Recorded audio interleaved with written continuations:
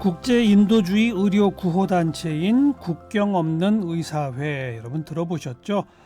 분쟁 지역, 전염병 지역, 재해 현장 이쪽에 꺼져가는 생명의 불씨를 살려내러 들어가시는 그런 분들입니다. 여기에서 활동하고 계신 우리 한국 의사 한 분이 현장의 이야기를 빼곡하게 적은 일기장을 책으로 내셨어요. 책 국경 없는 병원으로 가다 이거를 쓰신 국경 없는 의사회의 구호 활동가이죠.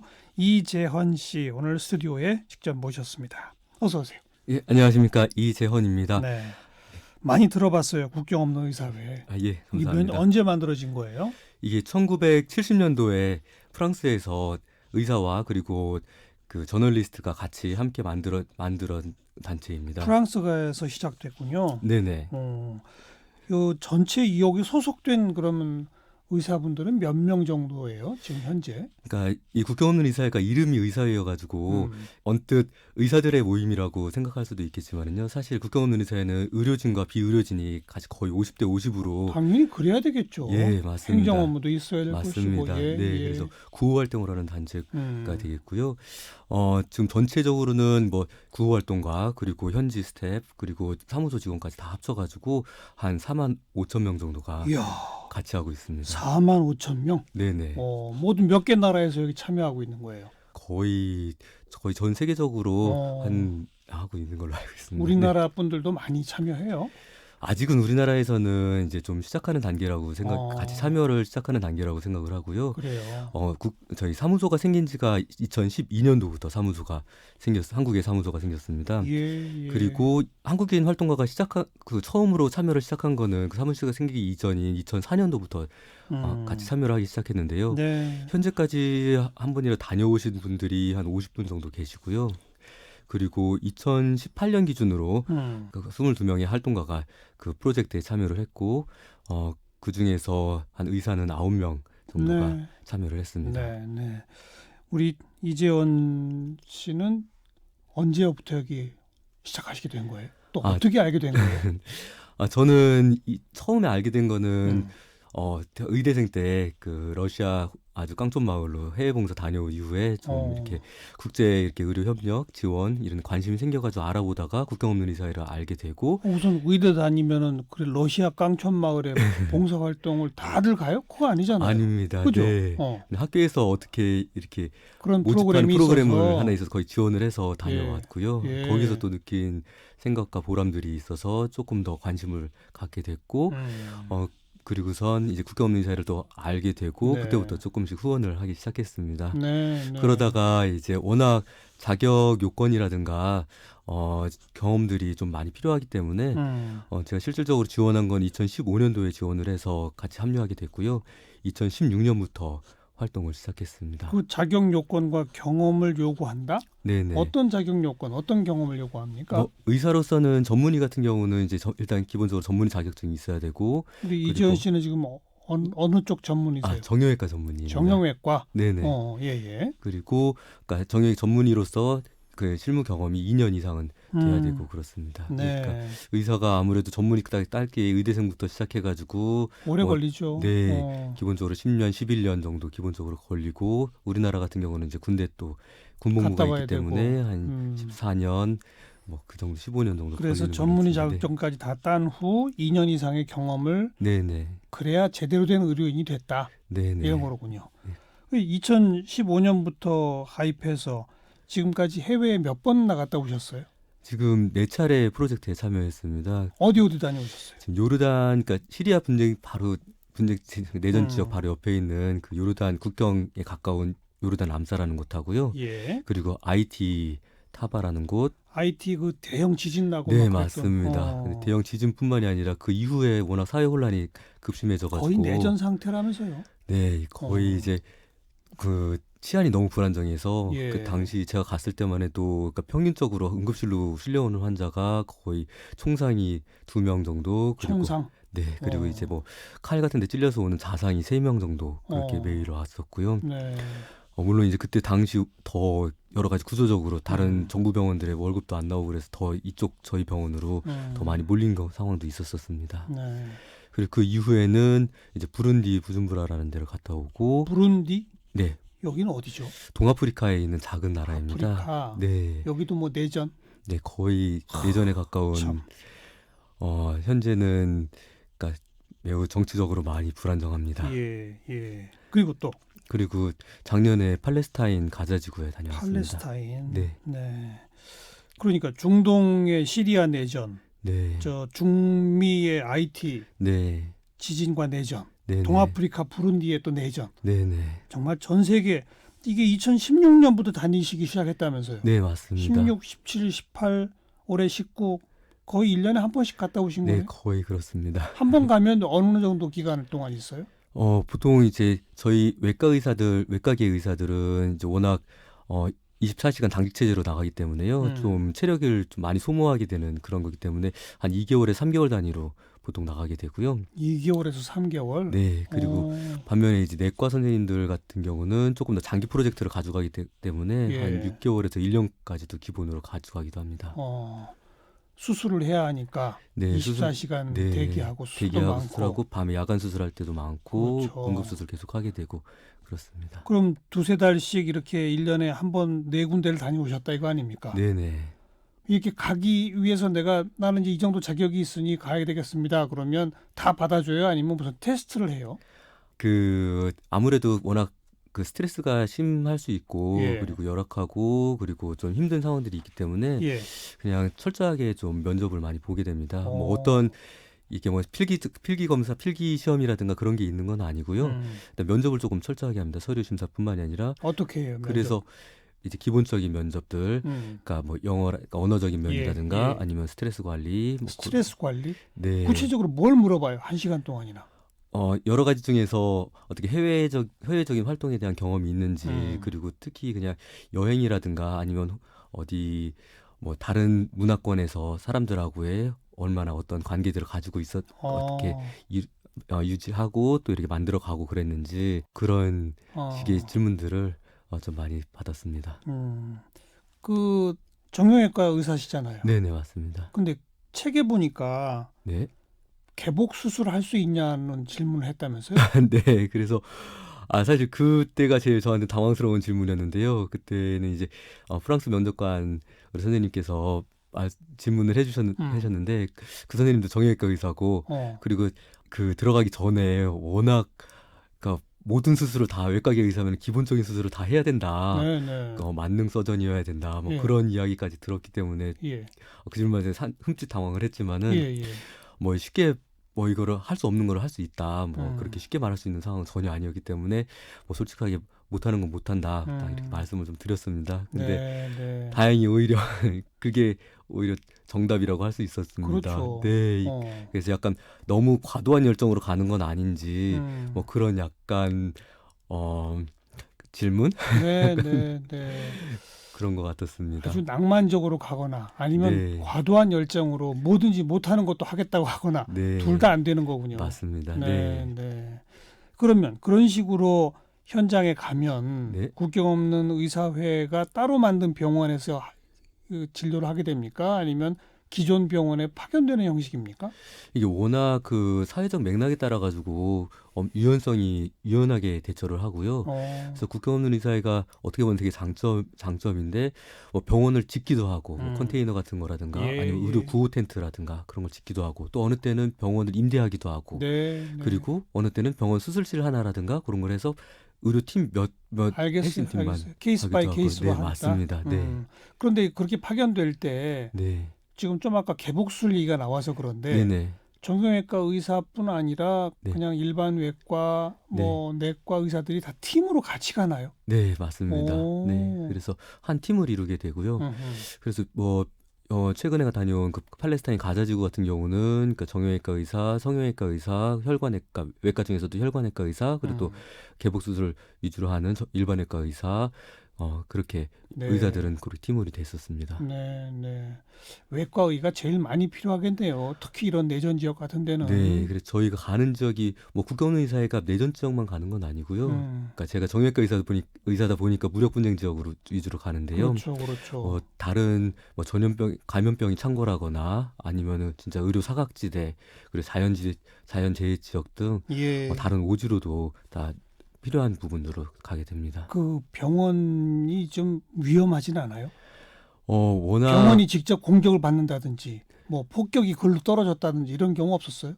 워낙 안전 수칙이라든가 안전에 대해서는 정말 철저하게 지키고 있습니다. 이게 아무래도 다른 단체에서보다는 조금 더 한 걸음 더 가까이 좀 더 위험한 곳으로 다가가기 그렇죠. 때문에 네. 위험 부담을 아예 없다고 할 수는 없지만은 또 그만큼 이 단체에서 요 회원들을 보호라든가 해야죠. 일단은 안전을 확보하고 나서 사람을 구해야 되기 때문에 그 맞아요. 원칙에서는 그런 철저한 안전 수칙들이 있었고요. 어떻게 뭐 정말 답답할 정도로 뭐 병원 밖으로 한 발자국도 못 나갈 정도로 아니 근데 뭐 만에 하나라도 국경 없는 의사회 소속 구호 활동가 누군가가 큰 부상을 당했다든지 뭐 습격을 당했다든지 납치를 당했다든지 이런 일이 벌어지면 전체적으로 활동이 위축될 거 아닙니까? 네, 그럴 수 있습니다. 같이 하겠다는 사람도 뚝 떨어질 거고. 그럴 수 있습니다. 아유, 네. 철저히 박아야죠. 네. 그래서 그래도 무섭죠? 처음 갈 때는 좀 긴장했습니다. 긴장이 안 될 수 없었습니다. 그렇죠. 네. 근데 워낙 워낙 철저한 안전 수칙에 따르면 네. 거기에만 잘 따르면은 네, 그래도 네. 크게 체감을 할 수 있는 그런 위협이라든가 그런 것들은 거의 없었기 때문에 그래도 다음 파견하고 그 다음 파견할 때는 조금씩 네, 적응이 조금 됐군요. 적응이 되고 있습니다. 그래도 어쨌든 병원 밖으로 한 발짝도 못 나가고 답답하겠네요. 네, 그럴 때는 좀 많이 답답했습니다. 먹고 자고 하는 것도 그냥 계속 병원 안에서. 숙소는 따로 있었습니다. 근데 이제 숙소를 할 때도, 그러니까 숙소도 숙소 바깥에 한 발짝 못 나가고 딱 그 사이를 오갈 때는 그 전용 예. 차량으로만 예. 다니게 되고요. 예. 그리고 이동할 때는 항상 그 무전기를 통해 가지고 예. 자기가 있는 위치를 알리고 거기다 그 전체적인 그 현황판에다 신고 다 하고선 다니게 됩니다. 24시간 통제된 네. 생활이네요. 그래서 식사는 뭐 그 현지식이에요? 네, 현지식 나옵니다. 다? 네, 근데 그래도 워낙 해외 활동가들 여러 가지 입맛에 맞추기 위해서 그 현지에서 같이 식사를 도와주는 직원들이 있어서요. 네. 네, 최대한 맞춰주려고 노력을 그래요. 해주고 있습니다. 네. 뭐 정말 밤새서 수술하고 뭐 그런 경우들 많아요? 환자들이 막 밀려들고? 네, 이제 그것도 케이스 바이 케이스고 뭐 요르단 같은 경우는 이제 전쟁이라는 그런 상황이 특수 상황이 있어가지고 그게 뭐 어느 때는 확 일어났다가 또 어느 때는 조금 잠잠했다가 그렇죠. 좀 그럴 때 있을 때 교전이 한참 치열해지면 네. 부상자들이 막 밀려올 거고. 네, 맞습니다. 네, 그런 경험들이 있습니다. 지금 갔던 그 요르단, 하이티, 부룬디, 팔레스타인 네 군데 네네. 중에서 네네. 어디가 제일 힘들었어요? 사실 꾸준하게 힘들었던 거는 IT였습니다. IT가 아주 막 급격한 변화라든가 그런 건 없었지만은요. 그냥 꾸준하게 계속 환자가 좀 많았었고, 그리고 사실 여기는 언어 장벽도 좀 한몫했었습니다. 그래서 거기가 프랑스어 프로젝트여가지고요. 예. 그러니까 프랑스어 프로젝트인데 이제 통역사를 붙여서 이제 제가 이제 아직 저는 프랑스어는 조금 부족하고 그래서 원활하지 않았는데 이게 그러다 보니까 의사소통이라든가 좀 활동할 때도 예, 그리고 예. 숙소에서도 좀 그런 팀워크에 있어가지고 좀 쉽지 않았긴 했었고요. 그렇죠. 네, 그리고 여러 가지 좀 재반 상황들이 좀 쉽지, 그리고 아까 안전 수칙이라든가 알겠어요. 그런 것들이 답답해서 좀 쉽지는 않았습니다. 한국에서도 직장이 있으시죠? 네, 그렇습니다. 어디예요? 현재는 대전에 있는 세손병원이라는 데서 근무하고 있습니다. 일반 병원에 소속된 의사로. 네네, 맞습니다. 그렇게 두세 달씩 휴가를 주나요? 근데 병원에서?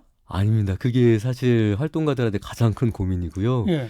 이게 워낙 좀 뭐 한 일주일 가고 2주일 가는 그런 프로젝트가 아니기 때문에 예.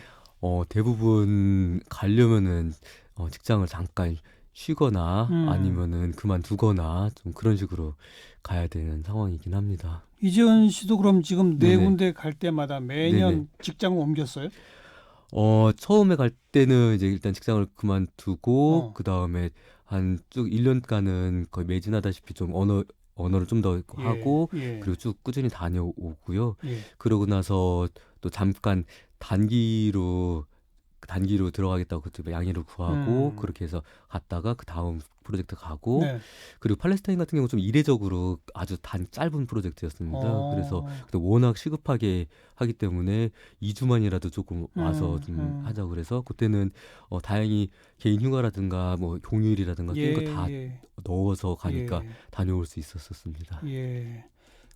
그러면 여기 지금 우리 국내에서도 벌써 한 번씩이라도 해외 다녀오신 의사나 이런 분들이 50명가량 된다고 그랬잖아요. 네네. 그분들도 다 그런 식으로 직장이 불안정한 거예요? 네, 또 그래서 의사뿐 아니라 일반 그쵸, 맞습니다. 구호 활동가로 구호 참여하시는 활동가, 분들까지도 맞습니다. 다 그래요? 네, 그래서 그게 늘 고민이고 뭐 단지 비근 한국 문제만은 아닌 것 같고요. 근데 물론 이제 유럽 같은 경우는 휴가가 조금 더 있기 때문에 예, 조금 더 여유가 있지만은 예. 그래서 쉬운 선택이나 참. 쉽게 활동할 수 있는 길만은 아닌 것 여기 같습니다. 해외에 파견돼 있는 그 기간 동안에도 국경 없는 의사회에서 월급 비슷한 게 나옵니까? 네, 최소한의 샐러리는 나옵니다. 그리고 이제 딱 그 파견 나간 프로젝트 일수별로 해가지고 일별 계산을 해서 그렇게 그 참여한 시간 기간만큼 예. 이 샐러리가 나오게 되고요. 그리고 현지에서 있는 뭐 용돈 같은 금액도 같이 첨가를 근데 조금씩 나오긴 합니다. 근데 그게 국내 직장에서 받는 월급에 비하면 네, 아주 적습니다. 네, 턱없이요. 네, 그런 거죠. 네. 어. 그래서 거의 이제 볼런티어리즘이라고 표현할 수 있는 네, 그냥 네. 자발적인 참여. 그러니까 뭐 우리나라 말로는 정확하게 번역을 할 수 그러니까 자원봉사에 가까운 예. 그런 마인드가 좀 필요하겠습니다. 지금까지 쭉 설명을 들으면 그냥 정말 그 따뜻한 마음에 한 번 정도는 다녀올 수 있을 것 같아요. 네, 한 번 정도. 네네, 한 두세 달 말이죠. 음. 가서 정말 내가 참 고생했지만 보람이 있다. 네, 그리고 뭐 자기 직장도 불안해지고 네, 위험하고 한번 네. 가면은 또 경무에 시달리고 체력적으로도 네. 힘들고 근데 그 다음에 또 가고 네네. 그 다음에 또 가고 이런 사람이 많아요?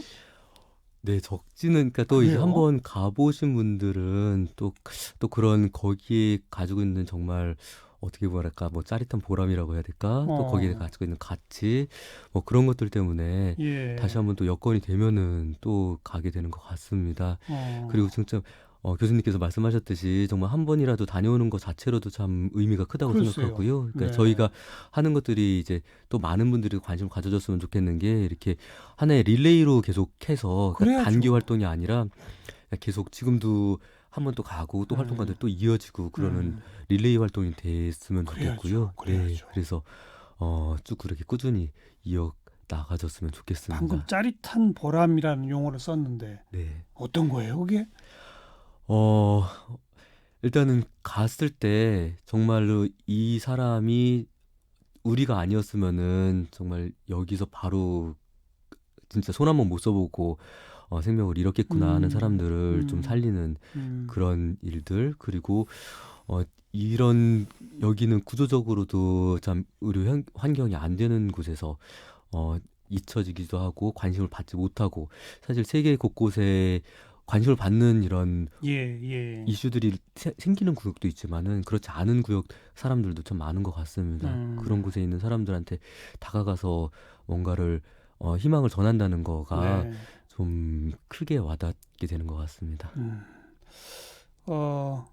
국경 없는 의사회는 처음에 소개했듯이 의사나 간호사뿐만 아니라 네. 일반 구호 활동가들도 네네. 다 참여할 수 있고 네네. 뿐 아니라 후원금도 모집하죠. 예, 맞습니다. 그죠? 네. 네. 저희 후원금이 사실은 어떻게 보면은 가장 기초가 그죠? 될 수 예. 있습니다. 이게 저희가 독립성 활동 원칙 중에서 여러 가지 뭐 독립성, 공정성, 그리고 중립성, 의료윤리 뭐 여러 가지가 있지만은 그중에 독립성도 가장 엄청 중요하게 생각을 하고 있습니다.